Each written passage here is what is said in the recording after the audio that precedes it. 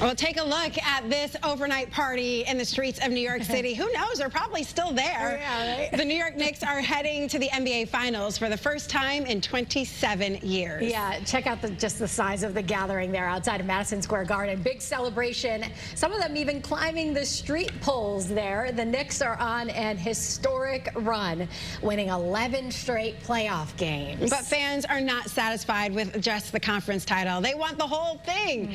They'll face either the Spurs or the Thunder in the finals.